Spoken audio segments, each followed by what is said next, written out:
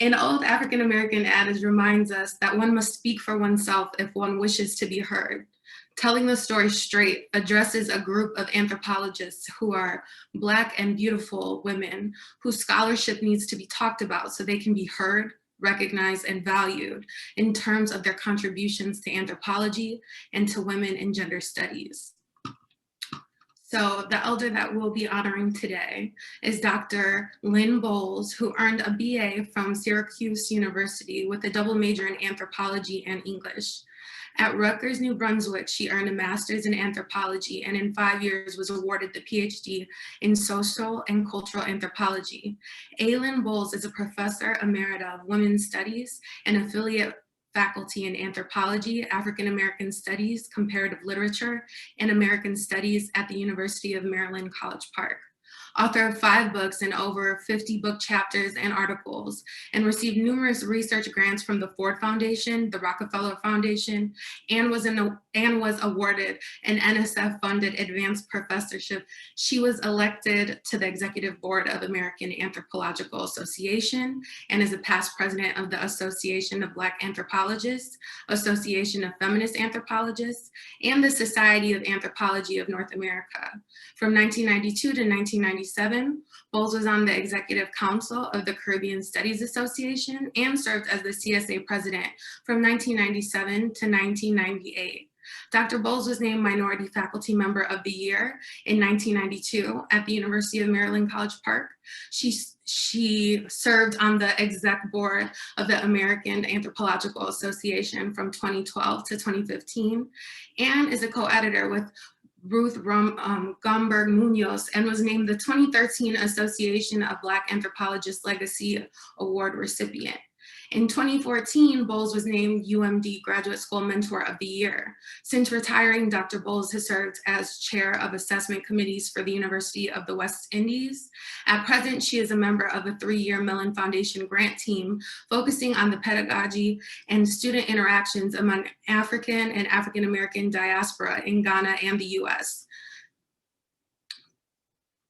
Also, her article, Reciprocal Arrangements, appeared in September 2020 in the Journal of Feminist Anthropology, and a review of Zora Neale Hurston's Barracoon appeared in the Journal of North American Anthropology in 2019. And joining us in conversation today, we have Dr. Bianca C. Williams. Dr. Bianca Williams is an associate professor of anthropology at the CUNY Graduate Center. Dr. Williams is a Black feminist cultural anthropologist who studies topics related to race, gender, and activism that includes her advocacy in Black feminist leadership, pedagogy, and the Black Lives Matter movement. Her most recent book, titled The Pursuit of Happiness, Black Women, Diasporic Dreams, and the Politics of Emotional Transnationalism. She was also previously an associate professor at the University of Colorado Boulder, where she received the 2016 American Anthropological Association and Oxford University Press Award for excellence in undergraduate teaching of anthropology.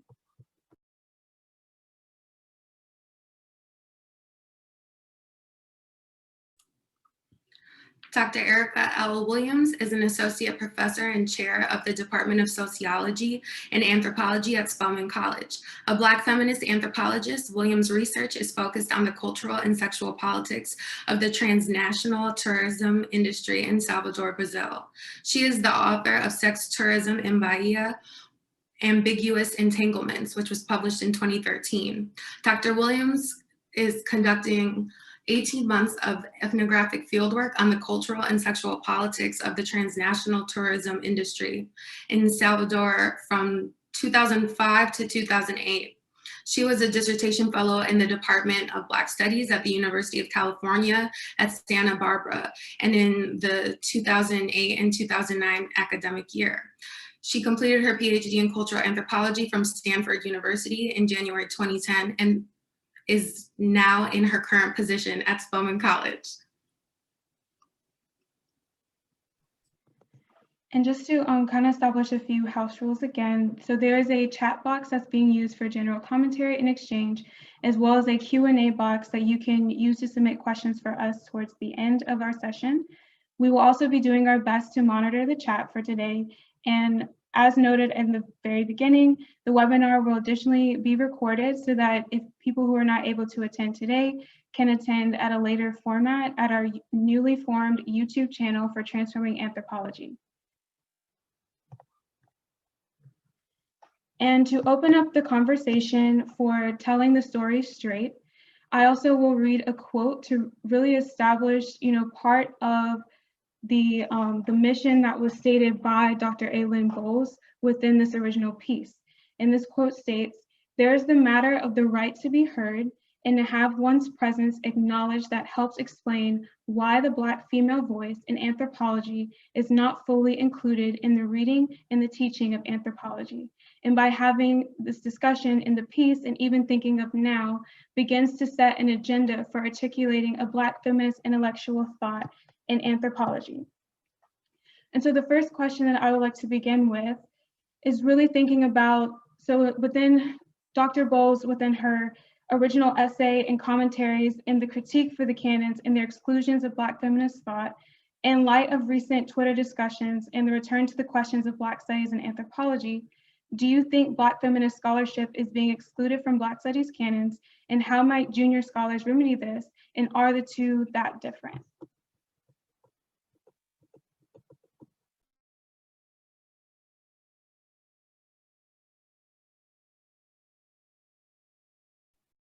That's for me, right?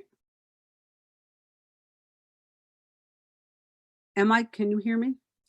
Yes. Okay, good.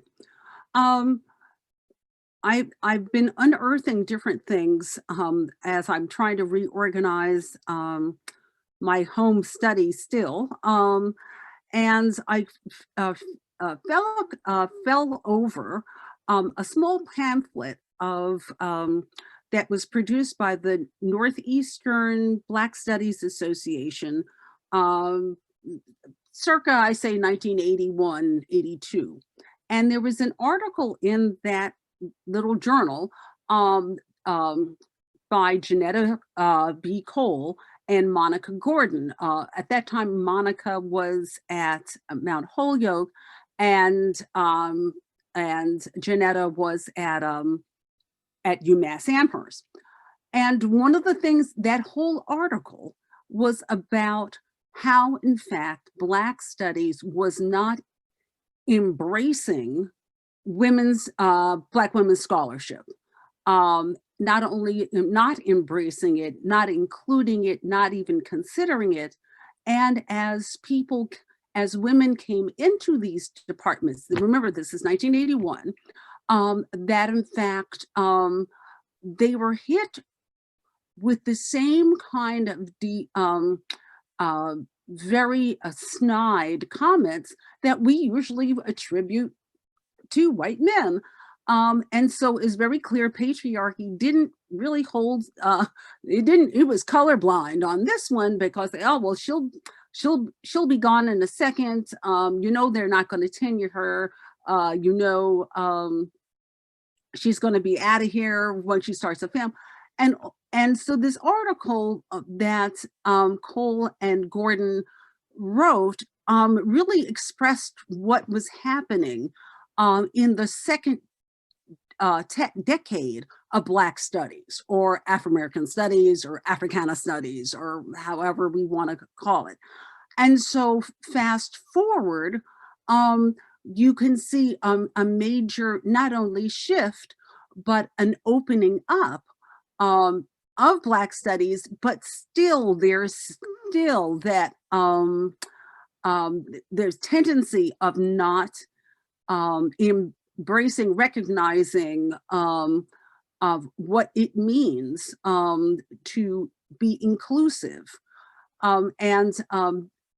Regardless of whether we call it diaspora studies, or we want to call it whatever we want to call it, there's still these problems and issues, I believe, cross particularly PWIs, of what that means in terms of who are in these departments and programs, and how they are still recognized. I would love to be said, oh, but UT Austin is perfect. yeah, but that is the standard bearer. Okay, everybody else falls behind. And so, yeah, so this is, this battle is still ongoing, but it's not as horrific and as patriarchal as it was in the early 80s. Again, just all of these programs now are celebrating their 50th year, their 40th year. And it's really kind of interesting on how things have played out in different locales. Is it okay if we say something? Okay.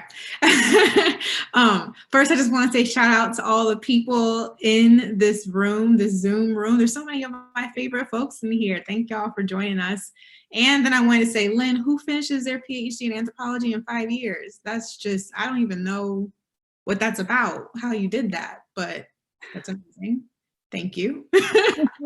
And when I was listening to you and I was thinking, wow, it's less patriarchal now than it was before. That is interesting news to me. Maybe we can have a conversation later about how patriarchy shows up in Black studies and in higher ed. But when you were asking that question, Tiffany, what came to my mind was Barbara Christian's article, but who do we really belong to? When she talks about being a Black woman doing work in women's studies and doing work in Black studies and constantly feeling like we're being pulled apart and that we're not enough in either space or not legible in either space. And in thinking about whether or not there's less patriarchy or not in this moment, what stands out to me is the work that Black queer studies and queer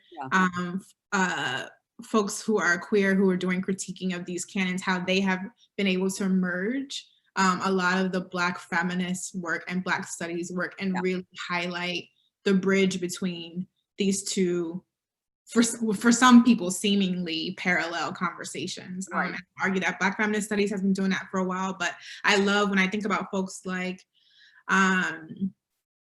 Lyndon Gill, and Riley Snorton, and folks who are really pushing us to think about these canons together.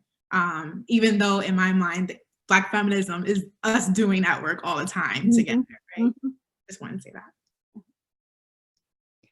Can I just add one thing? I totally agree with everything that has already been said, but I would just add that related to the original article that Dr. Bolles wrote, one of the things that strikes me is how, with this conversation, is how the people we think of as our allies, we can't even trust them to include us in these canons, right? So Black men in Black studies being patriarchal and excluding Black women, and then white women, feminist anthropologists, also doing the same thing in terms of excluding Black women from the early edited volumes and anthologies about feminist anthropology. So I think that there's also parallels there. And I see the chat pointing out, like, we're using terms and ideas of canons that are very US centric, that these issues and these conversations are happening both like in Caribbean studies and African studies, and the ways that those different geographic analyses of issues of power also have some of the same binaries and issues. Right.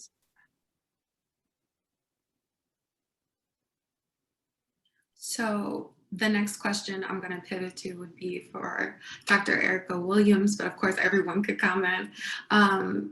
You draw attention in your commentary specifically to how Black women are actively kept out of the anthropological canon, how you just mentioned. So how was your experience at an HBCU framing how you think about these institutions, both HBCUs and PWIs, and how we can preserve Black feminist anthropological contributions in a way that's generative and inclusive to our allies, right? In Black studies, in gender women's studies, but also Black queer studies. Okay, thank you for that question. So before I answer that, I just wanted to mention, just as a kind of history and context, that And because we are paying honor and tribute to Dr. Bolles, when I was a graduate student at Stanford, I attended, the AAA and the ABA Works in Progress mentoring session that was organized by Rashay Daniel Barnes. And I was fortunate enough to have Dr. Bolles as one of the commentators on my work, on a draft. I think it was a chapter draft of my dissertation. And so I really want to thank her and appreciate her for doing that, because I think that she's really kind of takes it very seriously in terms of mentorship and passing on her wisdom and, the knowledge that she's gained over the years, and really reaching back to junior scholars and trying to bring them up and help them progress, help us progress as well. So I just wanted to note that really quickly.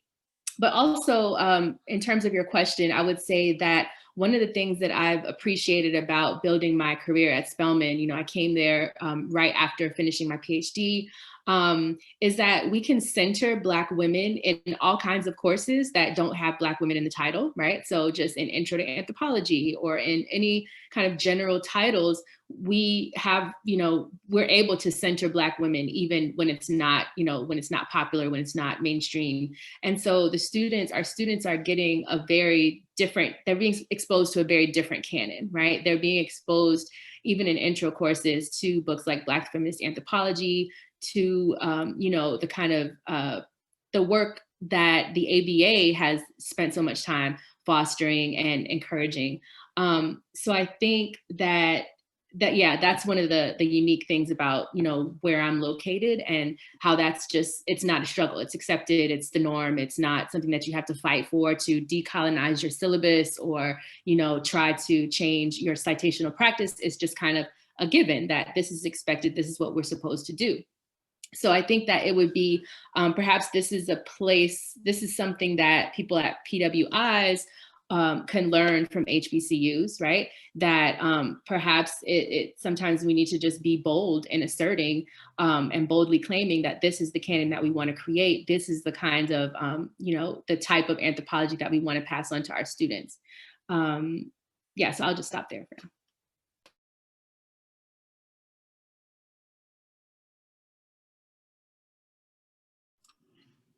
I guess I'm going to jump in. Thank you, Erica, so much. I've done so much mentoring and advising and shepherding, over 70 PhDs, more than 70 PhDs across all kinds of disciplines, and 10 in women's studies. So it's just like an ongoing thing. So I love doing it. Love it doing all the time, but this is why I can't find anything in my study, because I'm tripping over stuff. But part of, I guess, the ability of what you can do in a predominantly white institution really depends on that white institution and that department, and how you are not only used, put in service, but then how do you develop that kind of rapport with students to assess what they aren't getting. What they aren't getting in their theory course as undergraduates, what they're not getting in their methodology courses in graduate school, or reading the greatest hits, and of which of the greatest hits, none of them are often not women, and they're definitely not by people of color. So it's those kinds of battles and discussions have evolved over the years. And so you're at a great point where it's not, if use the awful phrase, normalized, what we've been fighting for, that's every day. And that's such a wonderful thing. So I just want to give hats off to Spelman and to all those who are able to do that in wherever they are. So ever since Dr. Bianca Williams brought up Barbara Christian's work, I've been thinking about the race for theory and the ways that she's really beckoning for us to not only race towards the next theory, but really theorize with compassion. And I find that that's the same ethical framework when approaching like writing, mentoring. And I think that's what I take away from Cite Black Women, is not only citing Black women, but also being compassionate and not speaking for, but with. And so I wonder, how do you think that younger anthropologists can really use this as an ethical way of approaching the classroom and outside of our own like writing or research, but with each other in an academy that can really feel so competitive and violent? How can we be more compassionate, but not just in a emotional like stance with one another, but as like a setting the standard and doing away with the things that just do not work anymore? So I think, like Erica was pointing to earlier, part of why folks like Erica and I are able to be here is because senior folks mentored and made room for us and created space for us. And Lynn being one of those people who did it not only one-on-one, but through service, like ensured that there was room made for a lot of us. And with that type of, I always say that mentoring and citation practices are Black feminist interventions. And I think a lot of that mentoring / service, which is really like program building and institutional forming service that a lot of us do, is oftentimes feminized and belittled and dismissed as not real work.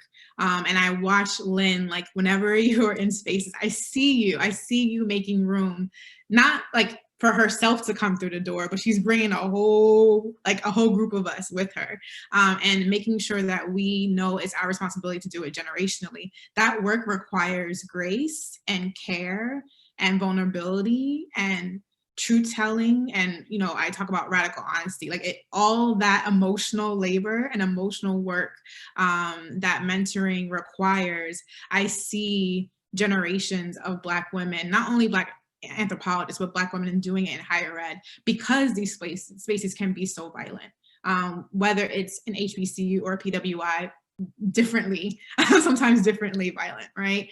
And so I know a lot of us, Erica and I and other folks who are part of like the same generation of anthropologists, we oftentimes, Ashante Reese always says, like, we have us, right? Like we have us. And what does it mean for us to hold each other, hold room for each other, hold space for each other, not only interpersonally, but like shout each other out publicly? You'll hear us constantly shouting out people's work and people's names and people's research.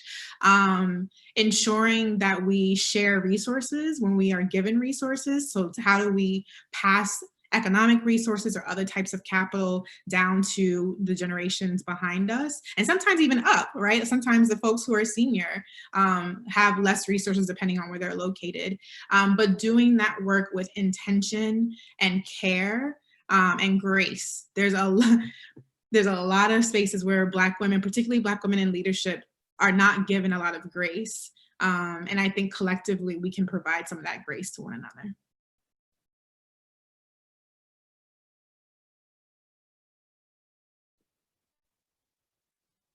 I can add something, but I was just waiting to see if Dr. Bolles, you wanted to go. You're muted. You're muted. Dr. Bolles, you're muted. There was a question in the chat, but I will do that later on. I guess one of the things, whether it's you're sticking your neck out, requires not only like who's got your back, you know, when things go awry, but also how confident you are in that you know what you're doing is right. What is valuable in not only your thoughts, but also in your deeds.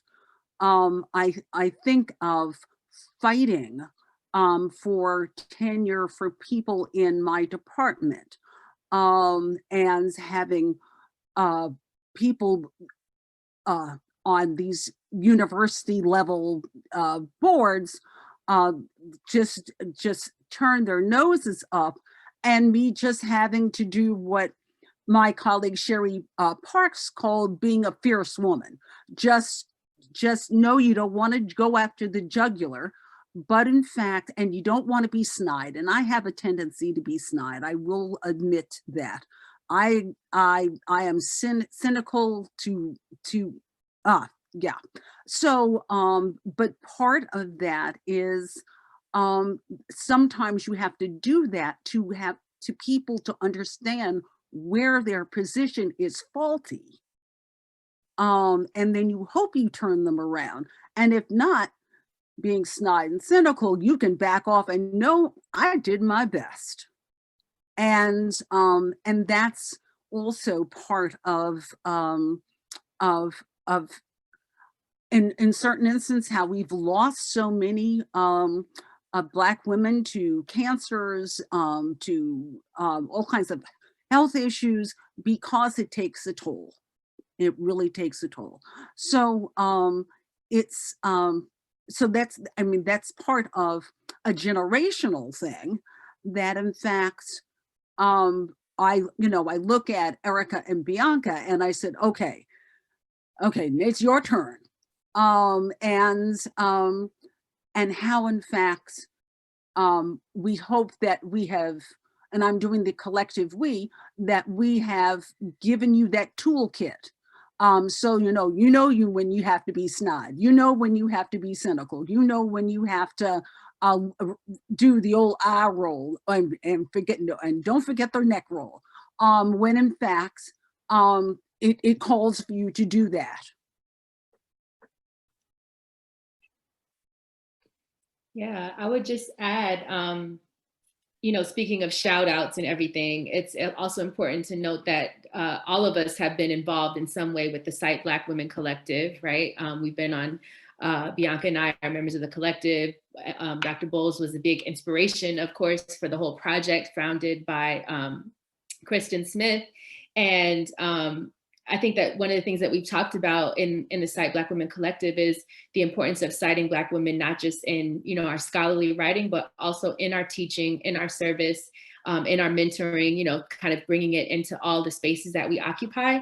And as Dr. Bolles was talking about, Black women dying of cancer and things like that, I was just reminded of, of the 5 guiding principles of Cite Black Women. Number 5 is give Black women the space and time to breathe. So right. That's one that I always come back to, right? Because it's so important, especially in these times. Yeah, so I just wanted to mention that. And also building on something that Bianca said about just seeing Dr. Bolles in her, different roles in AAA and in different spaces. I remember also as a graduate student seeing her, I believe that was the time that you were president of AFA, of the Association of Feminist Anthropologists. So that also showed me, as a Black woman trying to find my space in AAA, I knew ABA was a home, but AFA could also be a home, right? And so I've later, had some roles on the executive board in AFA as well. So I also think that role, that modeling of, of leadership and how to take on leadership roles in the professional association is also really important.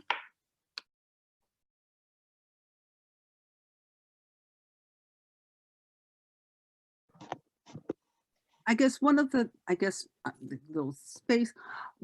things that I always remember, because one of my mentors was Vera Green, who, the first president of the ABA, but also before Yolanda Moses, who became the first Black woman to be president of the AAA.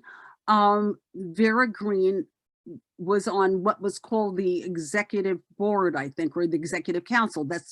There was a reconfiguration of the whole institution. And so in its earlier format, she was like the highest ranking Black person in on that board, and she was very deliberate in her critique, because in fact she was one of these very quiet, reserved, but when she opened up, she would cut you down when you were not doing something that was not meaningful, that was hurtful to other people, that undermined the institution, that was deleterious to what we consider some of the important parts of being an anthropologist. And so, she was one of these little person, because she was a very small person in stature, but she carried a really big stick, but on the very kind of quiet side. And so some of our role models have done a range of behaviors where they've been very outspoken, very demonstrative of their goals and aspirations, and those who are do the same kind of work, but using a different tenor. And so all of those work, and it's up to when you decide to do those kinds of things, you have to do your homework. You follow, now that Cite Black Women has its 5 points, that in fact you can follow them and have meaning in application, in service, in activities, in movements across the board. I know y'all want to move on, but I just want to say part of what is really important about the different types of leadership and the different types of showing up and the tenure is that Black women are not a monolith, right? Like Black women anthropologists are not a monolith. They show up in different ways, but a lot of them provide covering for us. And the reason why I would say Eric and I probably have very different demeanors in how we show up in leadership.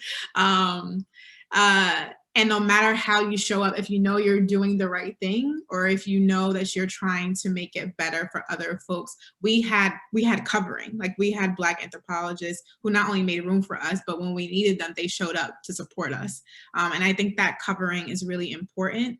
And again, that type of labor is not, it's described as mentoring, but it's not oftentimes valued. Whatever, promotion, coming up for tenure, etc. So I wanted to shout out, like, it's not only the mentoring and teaching you how to do something, but being covering so that you can be your authentic self and do anthropology in a way that might look different than anthropology has traditionally looked. I know I have benefited from that, from a lot of Black anthropologists, not only women, a lot of Black anthropologists. And then thinking about citational justice, right? So Cite Black Women, the ways that citations and ensuring that we not only cite people for representation, like demographic representation, so that women are included, but really taking their ideas seriously and being able to document some of that covering theoretically, like the theoretical and analytical covering that people have offered us, so that you can do work, at home, wherever you want to do work, but do work that may not have been legible as anthropology previously, taking our elders' work and our peers' work and allowing some of that citational justice to make room for bigger and better and more innovative and creative projects than have previously been allowed to be.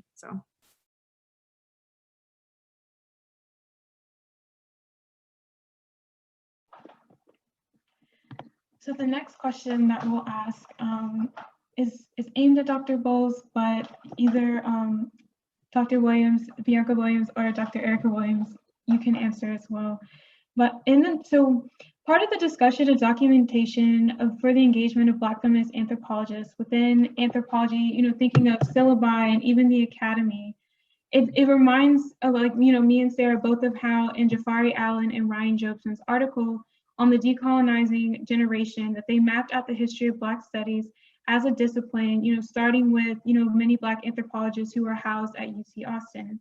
What types of Black feminist futures do you envision when penning this piece, and are those different from the ones that you envision now?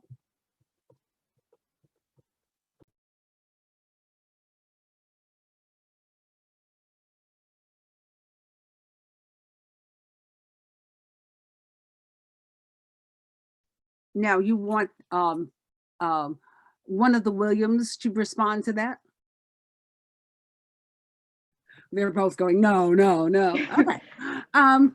Let's see. I guess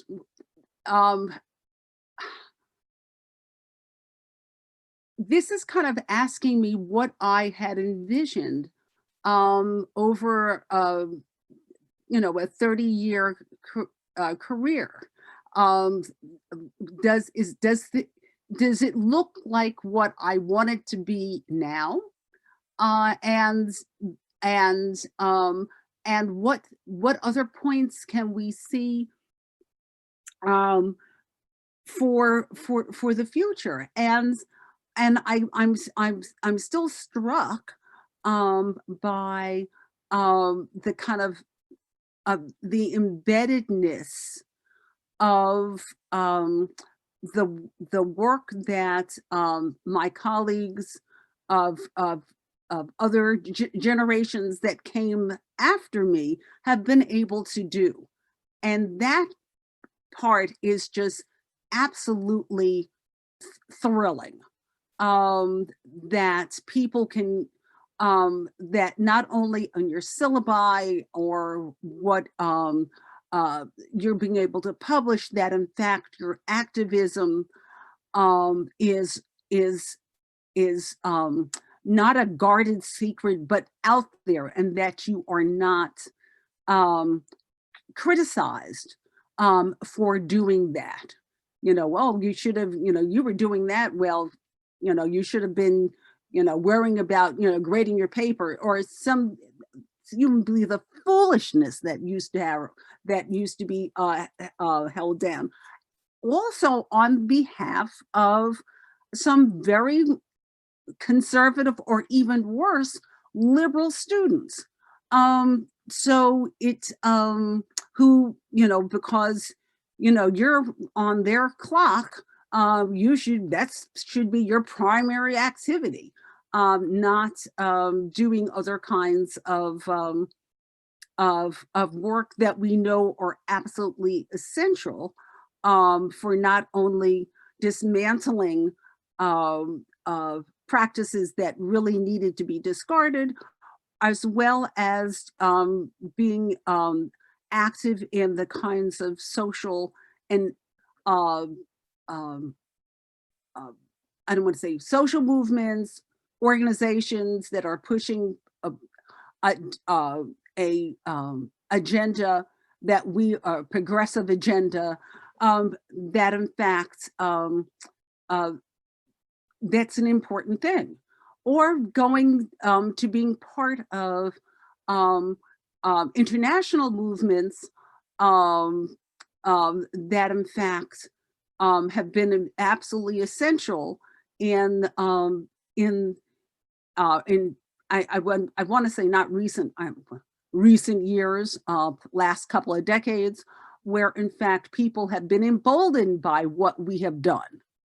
And so that's an important part of not only the present, but also how that future should embrace those activities. So not to compartmentalize them, but to put them as part of an ongoing project.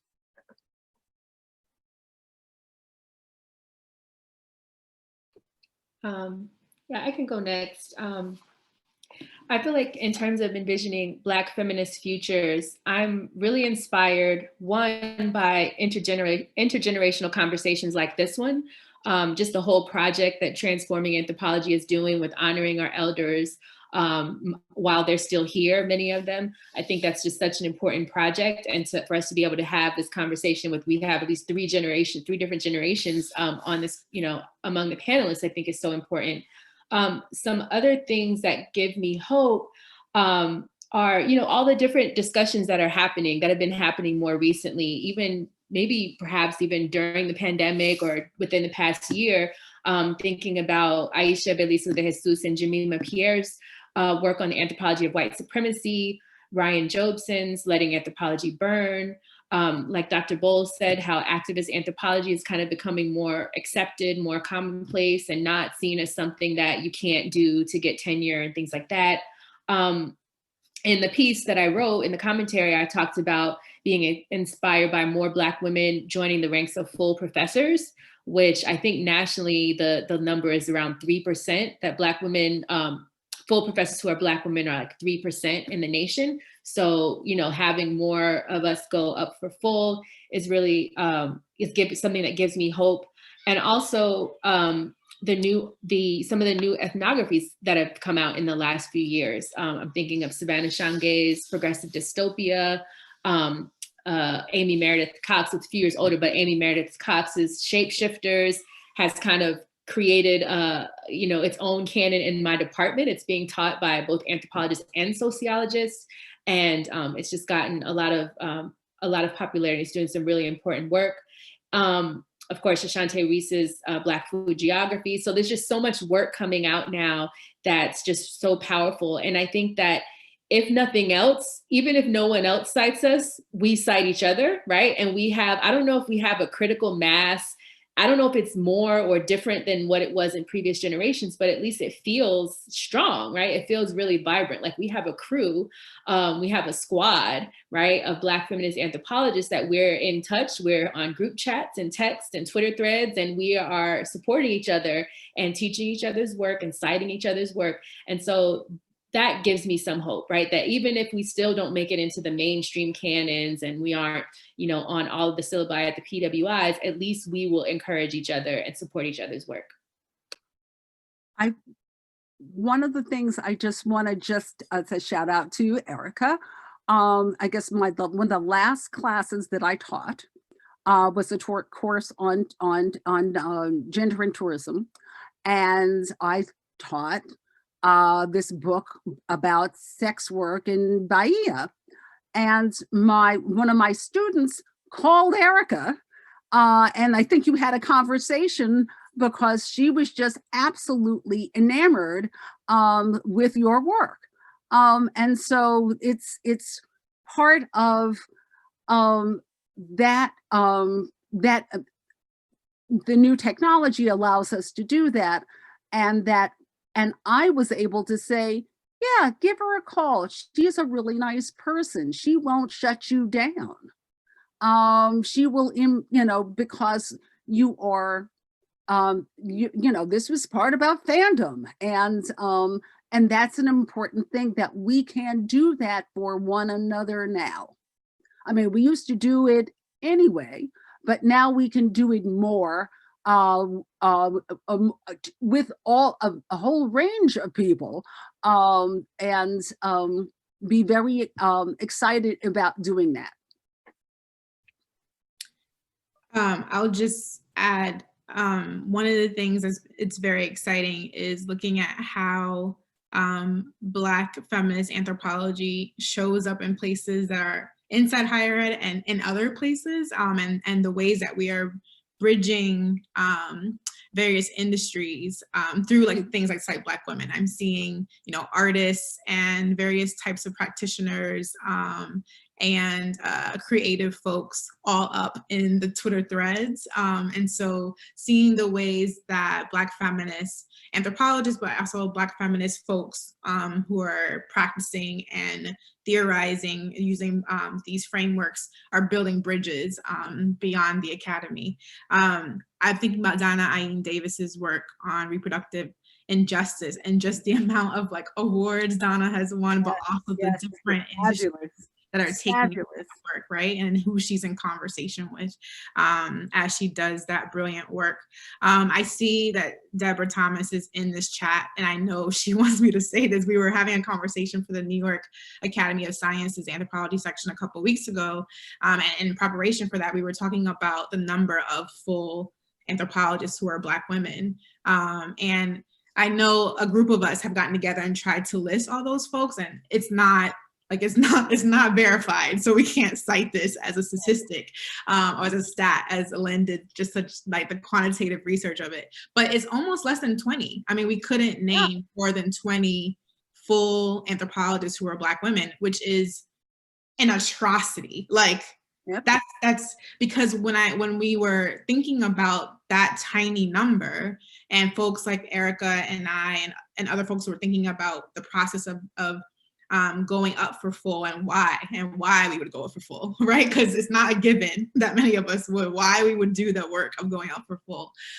The amount of labor that folks like Lynn and Faye and Deborah Thomas and Donine Davis and Yolanda Moses and all those folks who are full, the amount of labor and the burden of that work they're responsible for bringing the rest of us through, the amount of letters, like tenure files that they're reviewing every year that are, I mean, I can't even imagine how many cases they're having to look up, whereas their colleagues who are white and probably men are not reading the same amount of work. And so again, that mentoring is not only like interpersonally and like, let me show you how to do this. It's like real institutional labor of, in addition to the ridiculous amount of recommendation letters that when I think about folks like Lynn, I think about John Jackson and Deborah Thomas, like that, those genealogies of having to do recommendation letters for almost the entire like field of junior scholars who are Black folks trying to get jobs, the tenure files, there's a lot of labor that comes with Black women surviving higher ed and making it up these ranks. And a lot of them do it with, you know, joy and grace and generosity, which I really appreciate. But I wish we did things like this, paying homage to that work and that labor, because it keeps a lot of us here surviving. One of the things that I remember one summer, I had 5 promotion and tenure packets to read. And I read every last one of them because I know that if I didn't, no one would. And I had to make sure I did my bit to make sure these folks got through. And so that's part of, I could have been doing something else. I could have, I could have been doing some work in places that I love. Vacationing, doing leisure. Yeah, there's something called vacation. There's something called family. There's, but it's the kind of thing where when you have, people know, don't bother her, she's reading. So people get, that's part of their little socialization coming up, that in fact that she's reading. She's not being nice. She's nice, but she's focusing. And that's part of that larger work that that doesn't even get counted. That doesn't get counted. So yeah. And I see Nikki and Rashay ask, like, and of course there's so many of us who are not in anthropology programs, right? And or multiple departments. So you're reading folks from women and gender studies, anthropology, Africana studies, Caribbean studies. So we're reading and writing for people across various departments, and the ways that Black women's work for so long, feminist work, has not been legible in anthropology. So therefore we can't get jobs in anthropology. And a lot of Black women who have PhDs in anthropology who are not in anthropology departments. That full professor count, from what I understood, Erica, was across. It was women who had PhDs in anthropology, but not all of them were housed in anthropology departments. Right. I could make a little, again, a little on my little snide part here. When I became a full professor at the University of Maryland, there were, and this is a big place, right? There were 7 of us Black women who were full professors, and out of a faculty, of thousands. So yeah.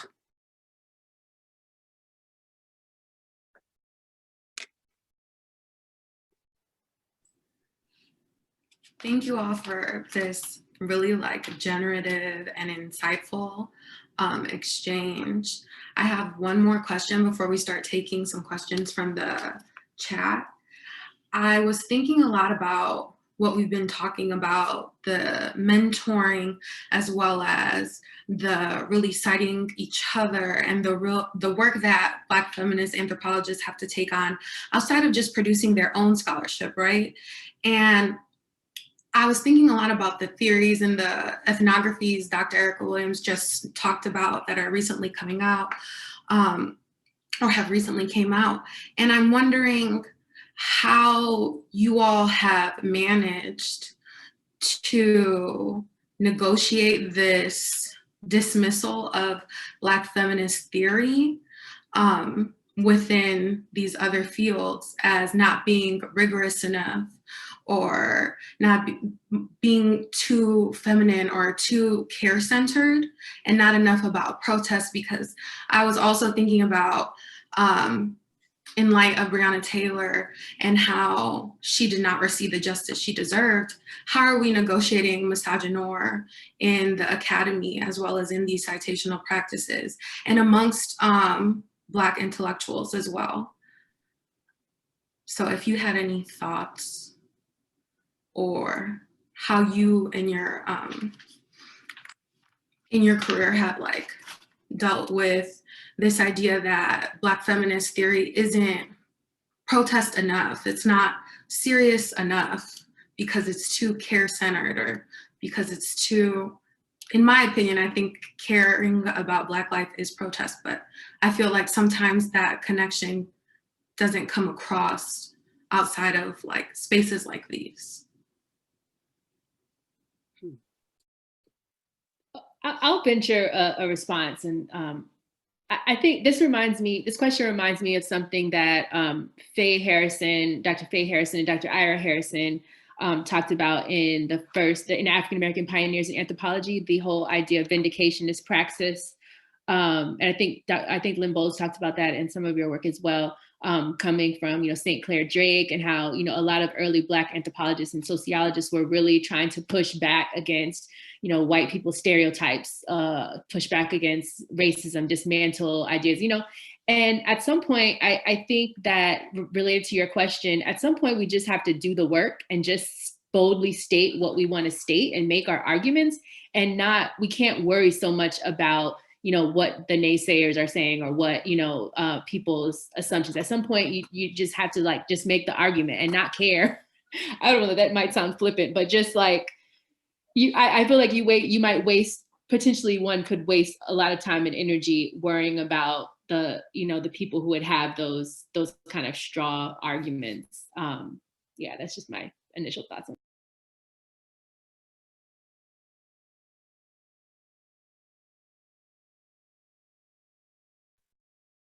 I'm part of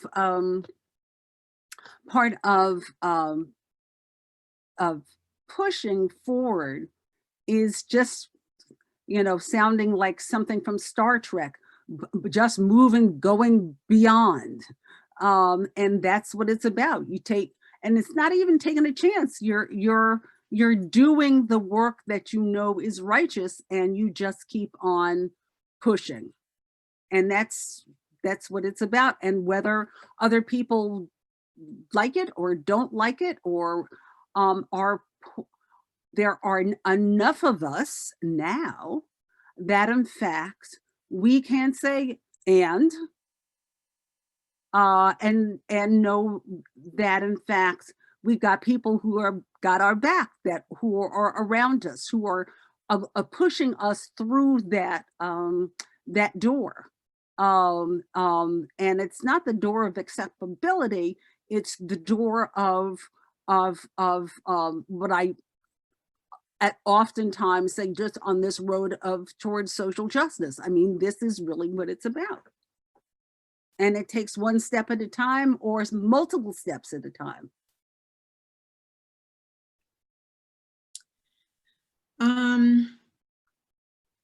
I mean, I think there's great value to the to the screaming, like, why aren't y'all paying attention to us? We're doing good work. I think there's value in that, but I do wish we spent less time doing it. And I understand a lot of it comes from frustration. It comes from frustration of like, how can you not see the brilliance of all the things that people are creating? And I think one of the things that Lynn's article did, that Cite Black Women as a collective kind of helped move forward also, was put people on notice. Like, we know, we are not unaware that you continue to dismiss, to erase, to plagiarize the work that Black women are doing. And so that article and the numerous kind of disciplinary reckonings in anthropology and sociology and other industries and fields and disciplines means that we put people on notice, that we recognize that you need to do something about this. Like, you need to change this, because we've been citing each other. We have call and response. This whole conversation of like, when you write your dissertation, you should figure out who you're in conversation with. Like, we actually cite the people we're in conversation with. And now you need to cite the folks that you're in conversation with, but you keep forgetting to cite us. Like, you keep forgetting to name us. Because when I do look at, you know, conference programs, when I look at some of the new sexy conversations that various funding agencies and professional organizations want to host, at the core of a lot of this work is Black feminist theory. At the new innovative stuff, whether it's about thinking about you know, how power operates, who is human, and what does humanity mean? I think about all these things. There are Black feminist theories at the core of it. And so I think what Erica and Lynn are saying, like, you just have to do the work, and you have to know that eventually, like in 20 years, higher ed will catch up. And we will sit there and be like, we've been talking about this. We've been doing this for forever.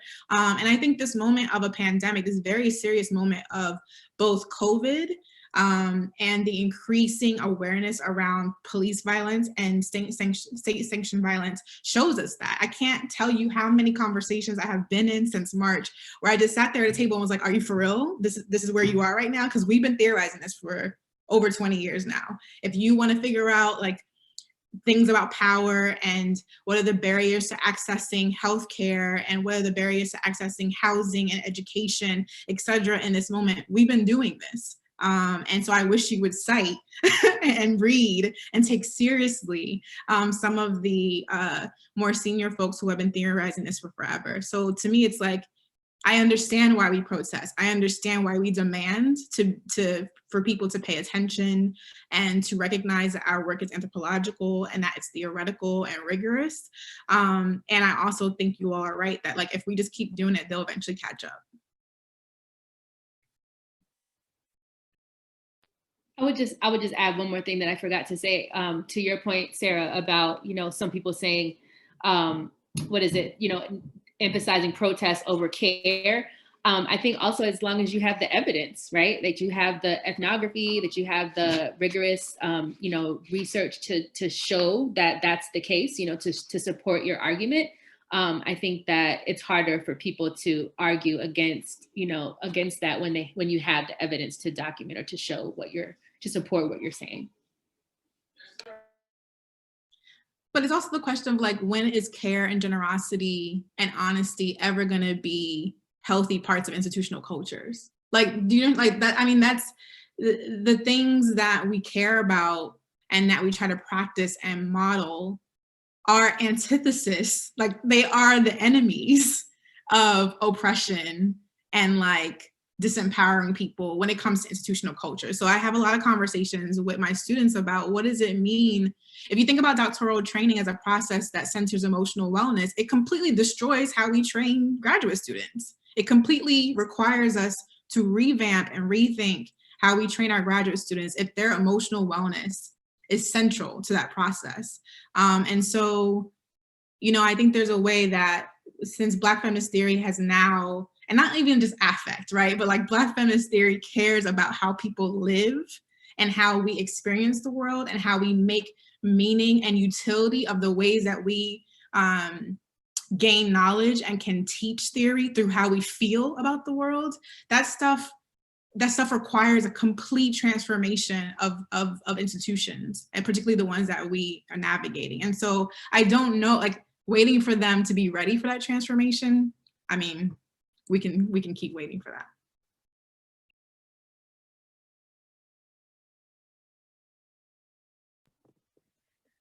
So at this moment, we'll move into our Q&A portion.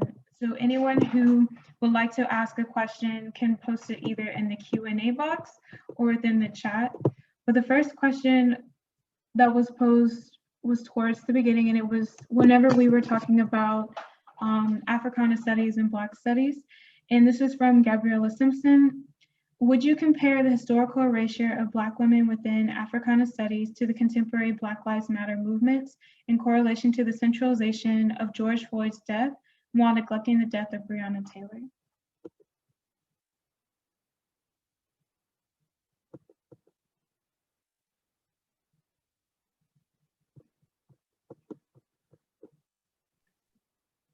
I mean, I hesitate to put on the same level the death of Black people, Black women, whether it be the slow death or instantaneous and spontaneous death of Black women with any of like our issues around citational erasure or citational practices or et cetera in higher ed. But I do think these things are connected, right? Like the just the lack of care and respect, all the things that patriarchy and anti-Blackness, that we know that those things mean, are embedded in why we're dismissed and erased and plagiarized, right? Like, and also like our ideas are good enough to steal, but our names and our work is not cited.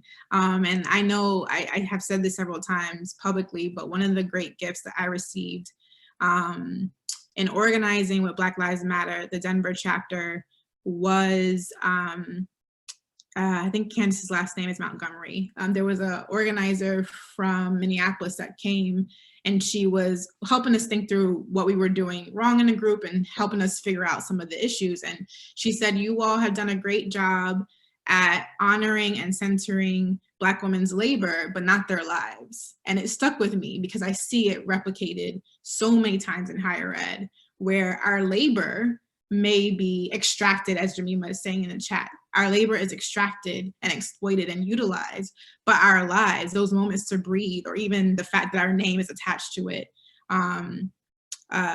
is not valued. And so I hesitate to compare it to Black death, which I think is a whole nother thing, but these things are connected.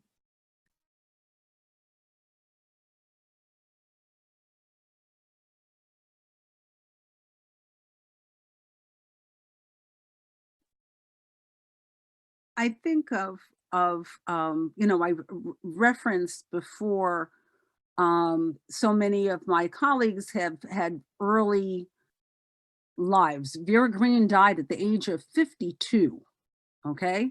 52. When we think about 52, that's young in art, but in 1982, it was young, but it was okay, you know. But you think of, but how many what causes lack of care, personal care because you're doing something else, or that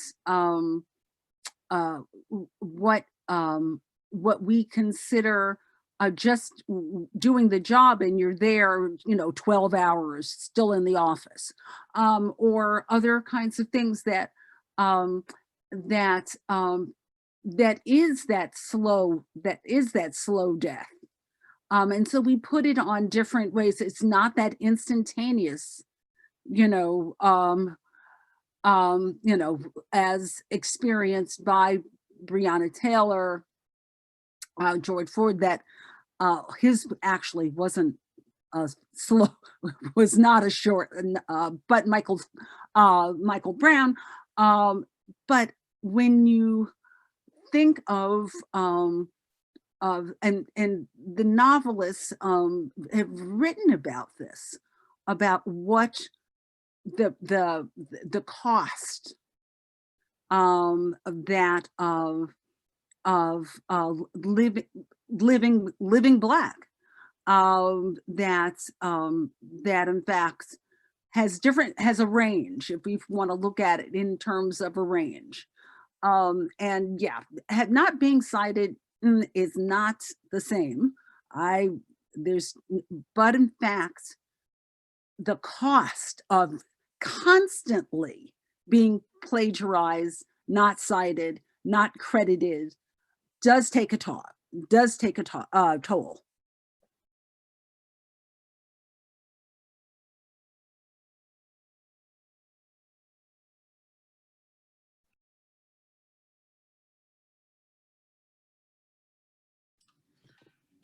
So I'm gonna try to look at some of the questions in the question box. If you all have any questions, please type a few before the end of the chat. But to that end, this conversation also reminds me about how even say her name on social media had to be spearheaded by Black women to really honor and remember the lives of slain Black women. And I think that's really sad, to be honest. And the idea that now universities looking at the chat are putting such pressure on Black women to comment and interpret when there are national events such as the deaths of Breonna Taylor or George Floyd, i.e. comment about labor at higher ed institutions. And then I'll ask another one so that we can have more talk time. Another anonymous attendee said, how can Black men in the academy show up better for Black women faculty within or beyond anthropology? Whether it's pushing for more citations and courses and conversations, taking on some of the tenure promotion labor so that the distribution is more equitable, calling out misogynoir in the moments that it occurs, etc. What absences of support have you noticed that you feel can be improved upon?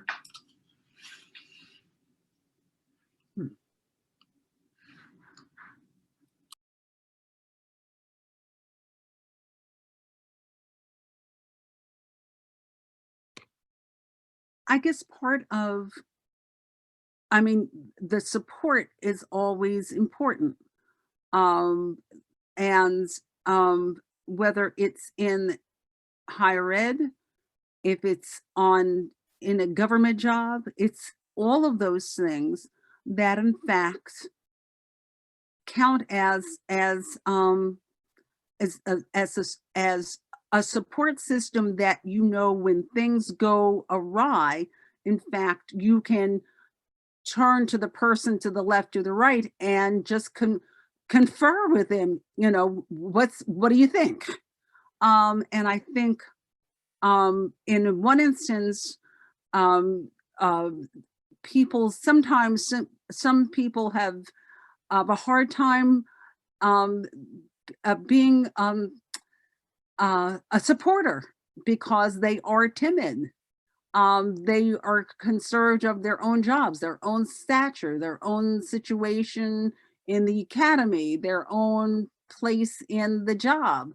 And that's part of human nature. That in fact, there are people who are bold and those people who are not. And we have to surround ourselves with those with like minds who have a common interest in and value the objective. But going back to just a point that I wanted to make is that, was it week before last when Congress just came into session, and there was the newly elected Congress people were introduced, and they did the rounds and I guess picked out their own offices and whatever. But Cory Booker, who's coming from Missouri, she wore a Breonna Taylor hat, and people on the Hill said, "Oh, I thought we're from Missouri. Who's Breonna Taylor?" And now, so if in fact we have to think of what we think are really important, calling names for in memory and what they stood for, and you have, and I don't know if this was just one isolated case or a couple of people came up to her and asked her, "Oh, what's that hat? And who was that person?" Then you have to realize that we have a lot of work to do. I'll just make a few comments. First, Sarah, you brought up the point about say her name and, hashtag say her name, which I believe was founded by Kimberly Crenshaw to raise awareness about, the Black women who are victims of police violence. And I remember a few months ago, actually, like over the summer, hearing, maybe it was on Democracy Now!, there was a Black man who was protesting against the death of another Black man. And he said, say his name. Like he used that hashtag. And I just remember being a bit, bothered by now, okay, first of all, say her name was about highlighting women and, that are often marginalized, ignored. But then you have someone taking say her name and saying, say his name, so just flipping it again. So that's just another thing that that I thought about. But to the last question about how Black men in the academy can show up better for Black women, I think all of the ideas that this person posted are good ones. I would also add that I've sometimes noticed, just as Lynn Bolles talked about in her article about the division of labor, where Black women are taking on more of that labor in the academy of the service, the heavy service loads and the mentoring loads.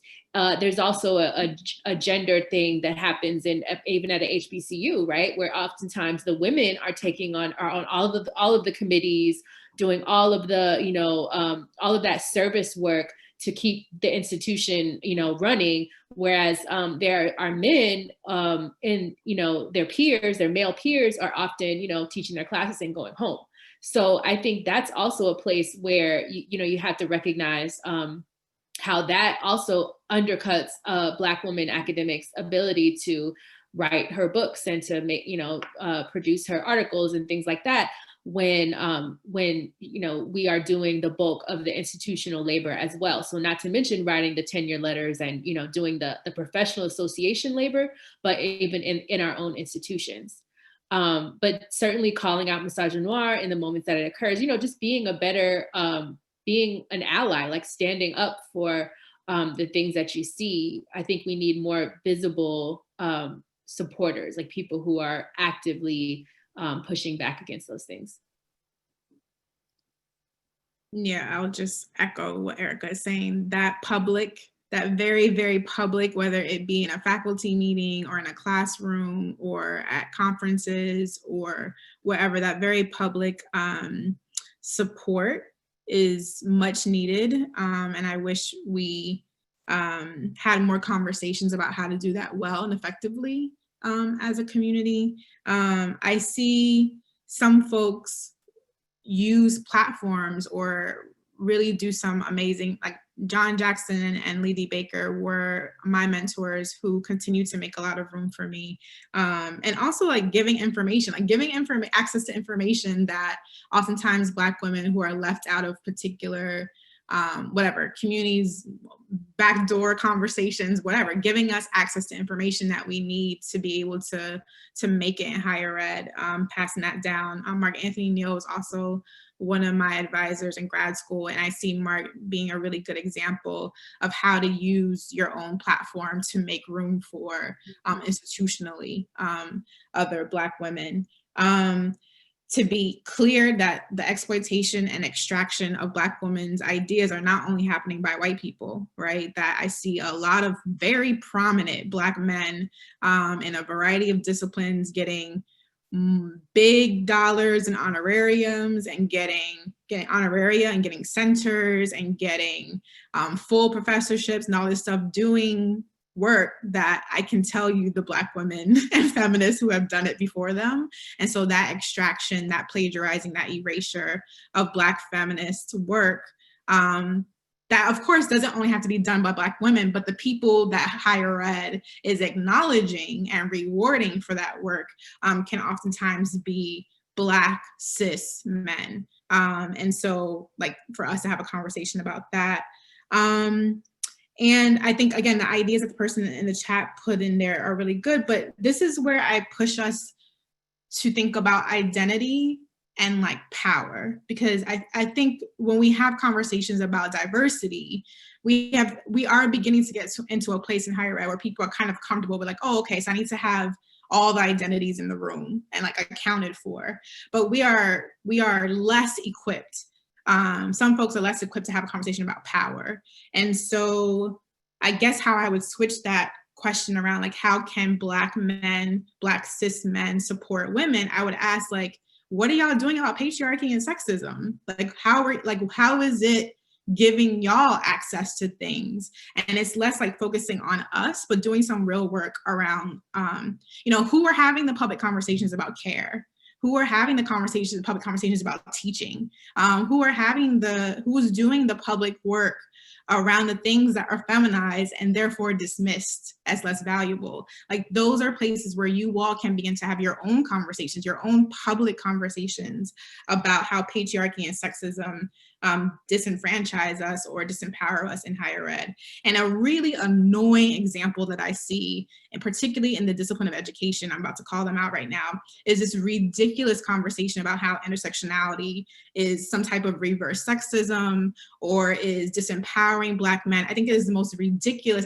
First of all, it's a complete misreading of the concept of intersectionality, but this kind of growing conversation in education, but I'm sure it will spread to other spaces around how Black feminist theory and Black feminist work is disenfranchising Black men. I think, Black men need to have a bigger conversation of calling in those folks who are doing that work and really beginning to have like a deep intra-community conversation with other Black men about why folks feel threatened about the growth of Black feminist theory and Black feminist frameworks.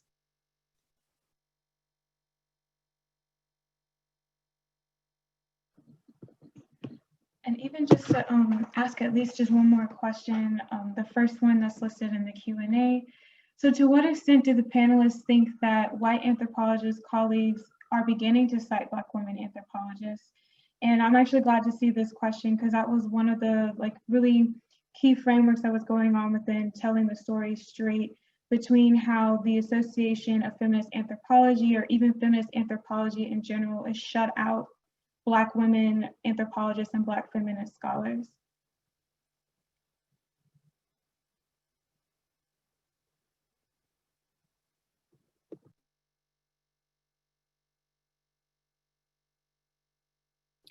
I'm still thinking about what Bianca just said. I'm still marinating on that. But I would just say to get us started, but I don't really have an answer to that first question because I'm not in a space with white anthropologists, to be quite frank. And so I don't know to what extent they're citing us or not. I guess I would know if they told us or if they, made it public.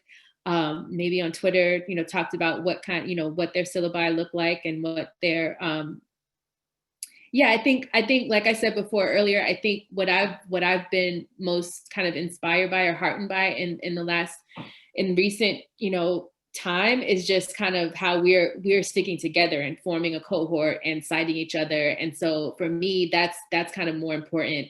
I mean, yes, I want people to do the work outside of that, but I'm just not focused on that at this point.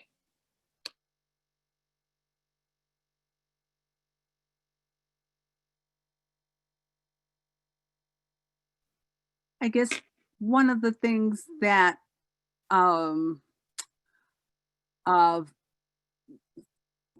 guess working with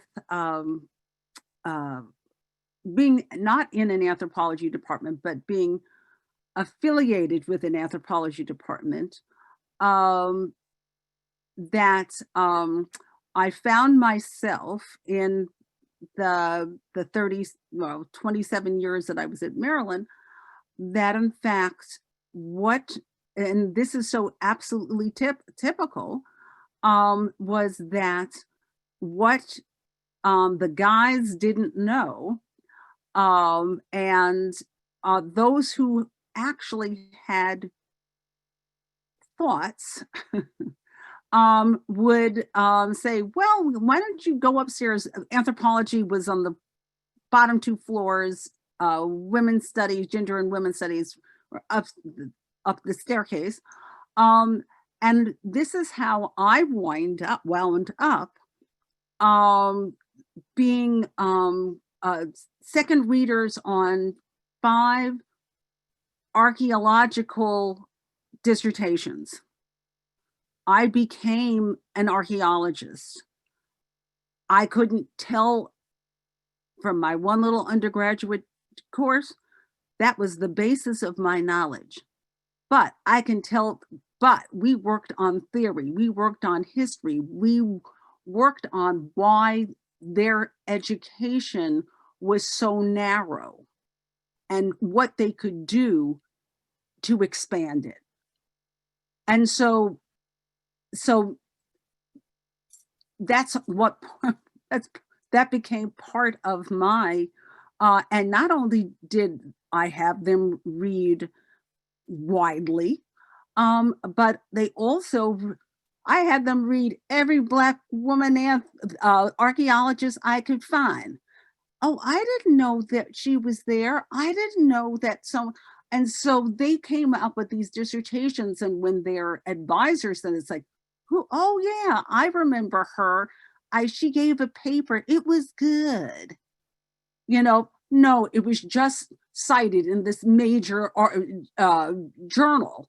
And the fact that you didn't recognize her expertise because you diminished her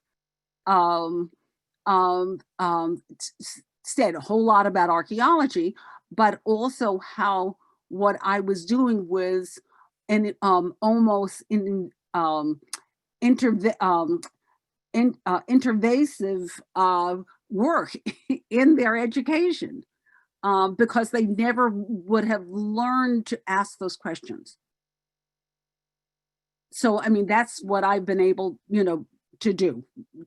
Not circumvent, but just working with students and helping them figure out how they were being miseducated. My piece in response in honoring Lynn's piece is titled, "Who Told You That Black Feminist Theory is Not Part of the Canon?" I can't remember it was something like that. And I purposely made that the title so that every time people cited it, if they choose to cite it, they had to ask that question and someone had to read that. Like, who told you that Black feminist theory is not part of the canon? And yes, I do see my colleagues and more white folks thinking critically about their syllabi and thinking more deeply about who they're citing and why. And I'm very grateful to Lynn's article for for planting that seed and generating that conversation. I think the frustration continues to be when we're cited and taught. And so what do people think we're useful for? I get a lot of questions about like how to do field work and how to do ethnography, which I love. I can talk about that all day. What about race and about gender? But again, these things are the things that the niches that people think it's okay to cite us and teach us. The weak when fieldwork comes up, or the week when we talk about gender, that's when suddenly Black women show up, instead of really taking, like, Black women have theorized and written about capitalism and Marxism, the ways that, you know, not just culture anthropologists, but archaeologists, bioanthropologists, linguistic anthropologists, you know, Crystal Strong, Crystal Small, I'm thinking about Robin Nelson, I'm thinking about Whitney Battle Baptiste, like the different conversations that we're having, and how it's not only on race and gender that Black women anthropologists have things to contribute to. And I guess the last thing I'll say to, you know, the white folks that are trying to do better and be better, I appreciate the effort and I appreciate the intention. And to the question around Black men, I always ask folks, like, if you are trying to practice feminism and you are trying to practice anti-racism, then you should be losing stuff. Like, what have you risked? What have you lost? And if you can't tell me what you have risked or lost in trying to practice those things, then you're probably not doing it right. And so, you know, fine, you've put these citations on your syllabus, but what have you pushed in your department in the name of feminism that has made you lose something, access to resources, access to something important? Then you're probably not pushing it as far as you need to. And I encourage my colleagues to continue to do so, because we are losing constantly a lot on the regular. Mm-hmm.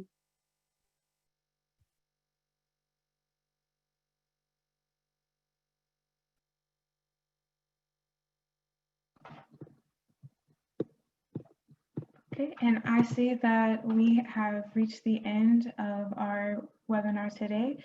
So I just want to say thank you to everyone who was able to attend, and thank you everyone for participating within the chat and offering different questions. And also a huge shout out to Dr. Erica Williams, Dr. Bianca C. Williams, and as well as Dr. Lynn Bolles for being able to be here today and have this conversation and honoring her work and talking about the Black feminist anthropology and Black feminist praxis. So I want to thank you all, and keep up with us on social media, including look up Transforming Anthropology on Twitter, on Instagram, as well as Facebook. And also, you know, big shout out to, you know, we're honoring the 50th anniversary for the Association of Black Anthropologists. And as always, keep up with the Association of Black Anthropologists. And we will see you in the next one. Thank you, everyone.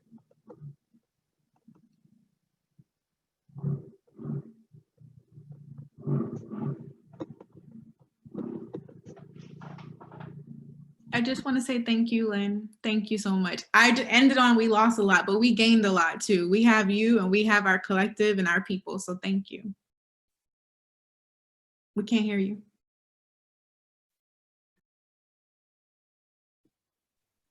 I wanted to say this, but we didn't get a chance to talk about archives and and other things. So that I think Erica knows, but I have an archive at the University of Maryland. They asked me, they drove up to my house and picked up the boxes and assigned graduate students in information studies to start digitizing it. Then of course COVID hit, and well, we know the rest of the story. But yes, I just wanted to let you know that all that stuff that I have not thrown out, it's available. I mean, they took things like you know, all my dissertation work and my t-shirt from We Believe Hill, Anita Hill t-shirt, all of those things they took. But the other thing that, just to let you know, that Ruth Gomer Munoz, Carrie Brondon, and Bernie Perley and I are co-editing, or they're doing them, most of it, the co-editing a critical reader, anthropological theory reader for the 21st century. And in that book, there are 15 Black folks whose works include or have essays in that theater. So you have never seen a theory book that looks like this. And that's not including our Latinx, the Native Americans. It really looks different, and that was part of our mission in doing that. Awesome. So we'll look out for that book. Yeah. And look at your archives so I can get the notes that you wrote to other faculty members during faculty meetings, all that y'all are passing back and forth. I want those. Oh yeah, I don't think I have, those are the things I really threw away. But I just wanted to let you know to look out for this book. It should be coming out in the summer. And it's University of Toronto Press. And it's going to be ebooked and then also with supplementary audio stuff, film. It will look different than any theory book that you ever had, because all the essays are in conversations with one another. Awesome. I look forward to it. I know Erica, she's always busy, so I know you got stuff, kids to get to, and probably bedtime and dinner. Okay, you good? All right. Bye, y'all. I need to go eat dinner. So I need to go the other. Tell Enzo hi for me. Enzo hi for me. Okay. I noticed we're still recording. I think we're still live, so I just want to let y'all know that. Anyway. I think it's just us now.